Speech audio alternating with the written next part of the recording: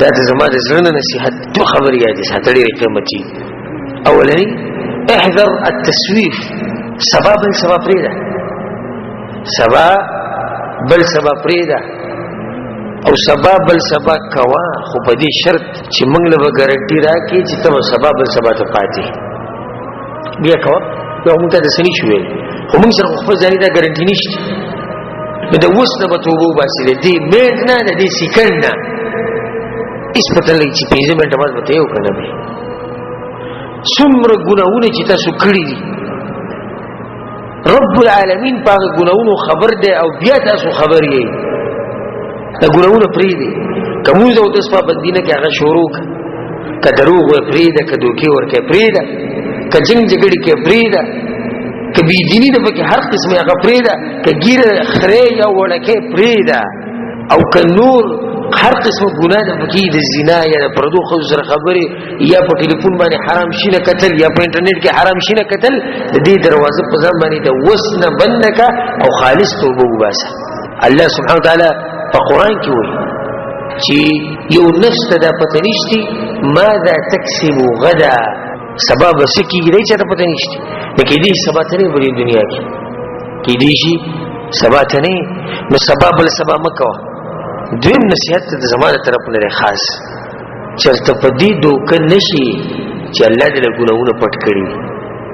په دې چېرته دوکه نه شي. په دې ډېر خلک دوکه کېږي، هغه داسې چې مړه خلک نه دي خبر چې موږ به لګیا یو که نه،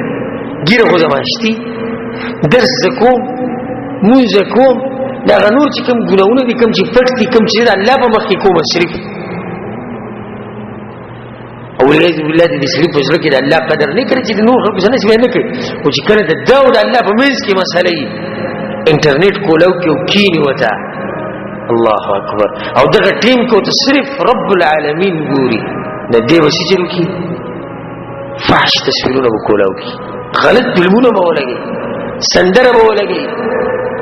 او بیا چې د کور نه راوځي نو بس ځان به سټ را سټ کي، ګیره باندې ولاس وي او مونځ ته به شروع الله به پرده اچوي. نه دی اوس خو نه دی خبر،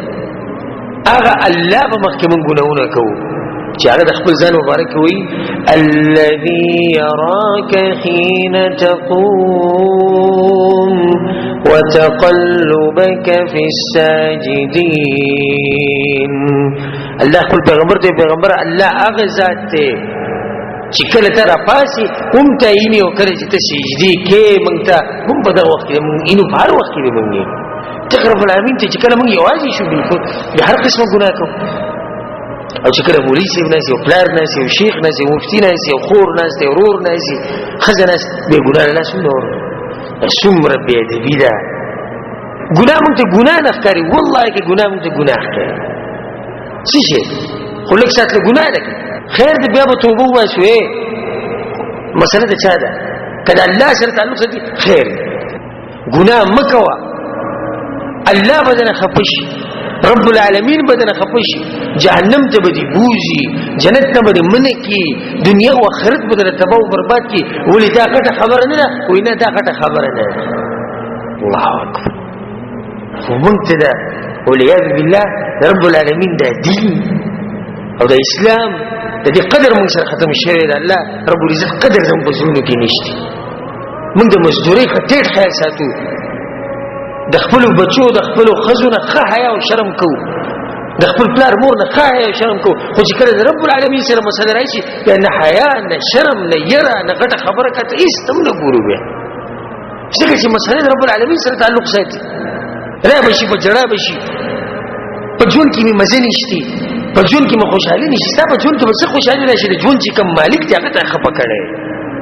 تا ته به څه پیسې میلاو شي، د دې پیسو چې څوک مالک دی هغه دې خفه کړی. ته دغه رب العالمین راضي که او د اوس نه توبه وباسه، د اوس هره ګناه پرېږده، ته ګوره چې څنګه دې خوشحالوي. غیرتي ذات دی، د چا احسان ګوره په ځان نه مني، په ځان باندې د چا احسان نه مني. دا به نه چې ما توبه وایسته په الله مې احسان وکړو، والله ته اوس توبه وباسه، الله دله د دې وړې توبې په مقابله کې دنیا او آخرت درکوي. دومره غیرتي ذات دی. دا سوچ ونه کوي چې الله لپاره مې وکړه،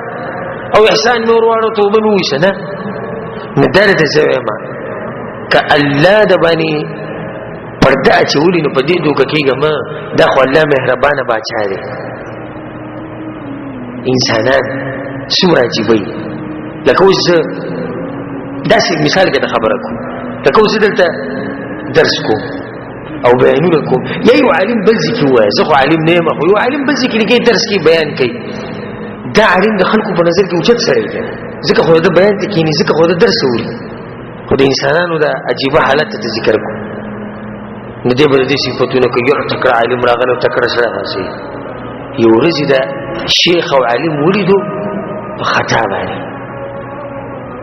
او د پاتې شو منځ له رانغی یو ځای کې بل د ګناه کار دی شو چېرته دروغ ووایي یعنې لګیا چا سره په خبرو کې انسان دی د خولې نه دروغ ووایي ها نو بیا به دوی څه ووایي چې دا سړی ښه سړی دی نو دا ګناه وله پټه کوي که نه او رب العالمین ته وګوره د کوم وخت نه چې مونږ بالغان شوي او په دې ګناهونو زمونږ سر دی کومه ورځ زمونږ ګناه خلکو ته ښکاره کړې ښکاره کړې دي چېرته نه مونږ ته په خپله پته چې څومره ګناهونه مونږ کوو دغه مهربانه ذات دا غیرتي ذات په موږ یې پرده راچولو نه دې پردې اچولو باندې چې ته دوکه نه شي ګورې چې ګنې ته الله بخلی او قصه ختمه شوه نه دا خو د الله یو مهرباني ده ته ګناه پټه کړې ده خو که په دې دنیا کې دې توبه وینې وایستی دې ګناهونه نو ګورې دا پرده دې په آخرت کې اوچتوي په دنیا کې خو یې وساتلې د دې دپاره چې زه موقع وله ورکړمه چې دې توبه وباسي چې ویې نه شرمو